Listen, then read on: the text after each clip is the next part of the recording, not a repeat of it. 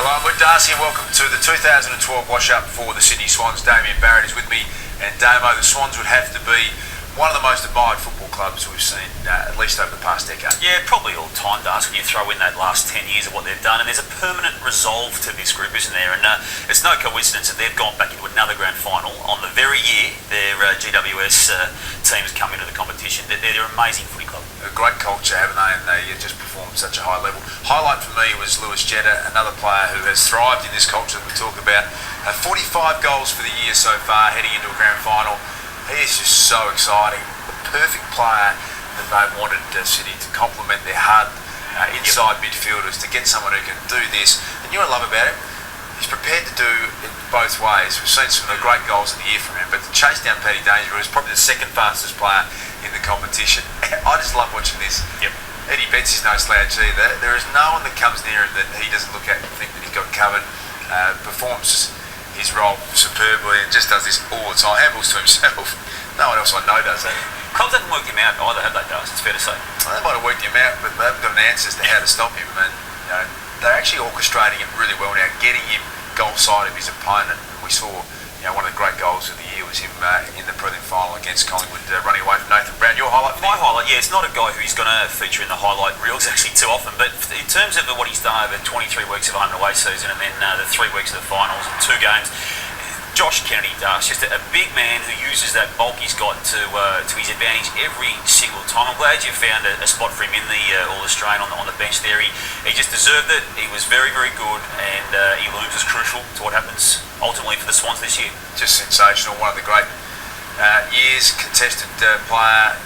Big unit, bigger than you think when you see him up close. He's got a big frame, but gets in and does it. Season low light Damo for me was around Adam Goodes. He got rubbed out twice. It was more just a technique issue. A lot of players were sliding into the contest and super dangerous. We saw Gary Rohan's broken leg for Sydney against North Melbourne. He got rubbed out for a week there and then didn't correct himself and missed a second week with that hit on Jacob Surgeon. And credit to him, he actually was able to correct. In fact, his coach John Longmire said we've got to talk to him about it. And it might end up being a low light into a highlight because he actually missed a few weeks, and heading into the grand final, he looks fresher than he's ever been, probably because of the fact that he was able to get some games off. Yep, you touched on the Gary Rohan broken leg from a sliding incident with Lindsay Thomas. Look away now if you don't want to watch this again, but we have to show it. To me, this was their low light. They managed to get to a grand final without this guy, but he was looming as crucial until this round 4 incident against North Melbourne where Lindsay Thomas came in across the leg, and that is as horrific as you'll ever see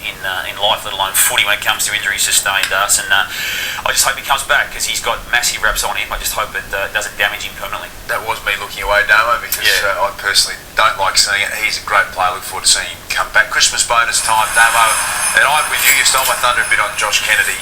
I think he has absolutely warranted a Christmas bonus. Turned into a complete player. Outside chance with the Brownlow. In fact, better than outside chance, he's a good chance. Polled really well. Deserved to be an All-Australian. Super story. Can you believe he's going to come up against his old Hawthorn teammates? The Kennedy name up against the Hawks is just a fascinating story. Great subplot to the game itself. I'm going to go with Mike Pike, one of your fraternity dust, the big ruckman who you wrote off last year. You said he was a novelty act, a sideshow. You had no time for him. You weren't at all complimentary. Darcy has been crucial to what's happened to the Swans this year. Crucial. One of his big fans, as I am. All of the guys that come from outside our code in. You used the word sideshow at one stage, Darcy. Far from it. I love what Carmichael Hunt, Israel Folau have done. And I think he could have lobbed it at a dozen other clubs and disappeared into the ether, and we would have thought it was a sideshow. But once again, it's the way Sydney play that enable someone like that to turn into a grand final ruckman and maybe a premiership player come Saturday. Who are you putting on the chopping block when it comes to the Swans, Darcy? Never an easy thing to do with a side like this, but I think Jesse White might have found himself out of the side, but at 24 years of age and with his athleticism can play forward and play ruck. I think there's another home for him, and maybe that'll end up being a positive story that Sydney will get him to another club, potentially even Collingwood as a backup ruckman slash key forward, even the mould that Lee Brown played over the past 4 or 5 years. He'll definitely find another time and another home, but maybe it's time to look somewhere else. Yep. There's also some recruiting coup when the Swans got Tommy Walsh out of St Kilda, but just couldn't get a look in, Das. Got a look in late in the piece, couldn't hold that spot, and certainly goes out of 2012 into 2013 unsure of where he's at, needs to step up. Let's have a look at where they need to improve in 2013 if they are to continue to improve. Sam Reid for me is a really exciting player. 21 or 22 years of age, got the world in front of him, but getting him from really good player to elite key forward, which I absolutely think will happen sooner rather than later, is one of the real keys. They've got Lewis Roberts-Thompson filling in the role, but if Sam Reid becomes a star, they become an unbelievable side. Yeah, I just think they need a bit more outside polish. I know you waxed lyrical before, and rightly so, on Lewis Jetta. If they can get someone similar to him outside, again, that they will continue and sustain where they're at. But their grunt work's unquestioned. Just a little bit more cream on the top, or it could be a nice way for the Swans to go. Where have you got them finishing in 2013?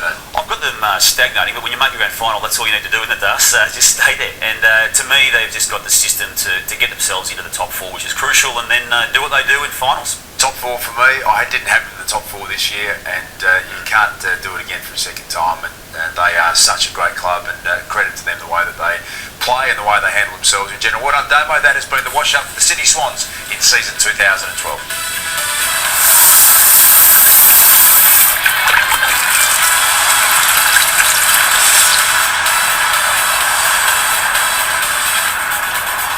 Time for the 2012 wash-up for the Hawthorn Football Club, and Damien Barrett is with me. Damo, what a year for the Hawks. They won the minor premiership, into a prelim final. Found the going a little bit tough, but they have just been sensational again this year. Yeah, they have. Started slowly. It's like they built themselves up for a sustained tilt from about halfway through. Early season form, it wasn't crash hot, but I think hindsight says, and even at the time, we knew what they were doing. They were just timing their run, and as you say, a little hiccup nearly in the prelim final, but hit the last day of the calendar in good form. Lots of highlights this year for the Hawks. None bigger for me than Buddy Franklin's 13-goal effort against North Melbourne. He was just incredible. We talk about how hard it is to kick bags of goals, and up until then his form was being questioned a little bit, but as the champs do, responded. This is goal number 12 on the boundary, 6'6". You're not supposed to be able to do that. And when he gets going, kicking the ball in that way, 5 seconds to go, 12 goals. Ball comes down, and Buddy kicks a massive bag of 13, which was just a brilliant highlight for me for the year for the Hawks. Yeah, I couldn't disagree with that at all, Das. To me, I'm going to give it to Jared Roughead. I know he's probably past a month has been down, but just getting back from that horrific Achilles injury that he sustained last year, and this is his first game back this year, and you can see how much it meant to his teammates to have him back. Played a great role, didn't he? The reluctant ruckman who became a crucial part of that club by playing as a backup ruckman, kept Bailey out of the team in so doing, and worked really well with Hale throughout the year. And while his form in recent weeks has been slightly down to what he showed up until the final started, still remains very crucial as to what's going to happen on the weekend. I always get nervous with an Achilles tendon injury, Damo. I'm told that almost harder to come back from than a knee reconstruction. And you had your heart mouth a little bit with his return, but he has been fantastic. Well done. Let's have a look at a low light in season 2012, Damo. Yeah, this was Guerrera. This was the injuries late in the year to key players, Das, and I know you want to talk about Guerrera and Whitecross in the qualifying final going down as well. Yeah, I think they're going to be the heartbreak stories if they are to go through and win the grand final on Saturday against the Swans. There'll be two really shattered players. That is a low light but a highlight, because Brendan Whitecross, I thought his demeanour and the way he actually actively tried to not show the hurt that he was feeling was a real tragedy. And Brent Guerrero I really feel for. He's a gun. He's absolutely their best 18, and if he's to get up for the grand final, that's a real low light for you. It's just the whole Buddy Franklin saga when he did his hamstring that became a 1 week injury, as the Hawks told us at the time. It became 6. Within that 6 week time frame, there were all sorts of stuff being said, nasty stuff, bad stuff, wrong stuff. But he also went through that driving incident in that time frame too, Das, and also he had a fit at home, which was also the cause for one of those weeks being missed. Really ugly saga for him, but got through. And in hindsight, the 6 weeks he missed because of that hamstring has served him well for the year. Let's hand out a Christmas bonus for the Hawthorn Football Club in 2013, and maybe surprisingly for a few, Ryan Shellmakers, who has had a couple of issues in the big finals, but I think he's gone from a defender that everyone's tried to isolate, pretty much the whipping boy for Hawthorn, to a really reliable. So you're giving him the Christmas bonus? Yeah, happy to do that, because what you've got to do with the list is work with the talent that you've got. Not the most talented player. In fact, you'd probably be right down the bottom 40 on their list in terms of talent. Really? Yep. The way that he has performed with his ability, this was just a brilliant moment in a big game against the West Coast Eagles to chase Jack Darling down and do it. I reckon he gives all. He still, has some trouble with being isolated, but for effort, I think Ryan Showmakers has had a really good year. Very generous, Darcy. His pay would have been docked had they missed the grand final on the back of that free kick late in the game in the prelim final. They didn't, and they're in a grand final, Dale, and that's all that you can Hey, go this vision is too good not to use, so therefore I'm going to give the Christmas bonus when it comes to Hawthorn to this plasterer here at the MCG who had to fix up this mess that Alistair Clarkson did in one of his regular rants, Darcy. He was off again on the weekend. He gave it a good whack, didn't he? He would have broken his wrist, Darcy, if he hit a beam, I reckon. I love Xavier Ellis on the other side of the box, just didn't want to look over his shoulder. He's seen a bit of Clarko rage before, but all's well that ends well, no damage done. The coaches are allowed to show a bit of emotion. Chopping block, always a hard thing to do, particularly with side that's played against Hawthorn, but there's one for me, I think. Michael Osborne, at 31 years of age, coming back from a knee reconstruction. It's going to be hard going.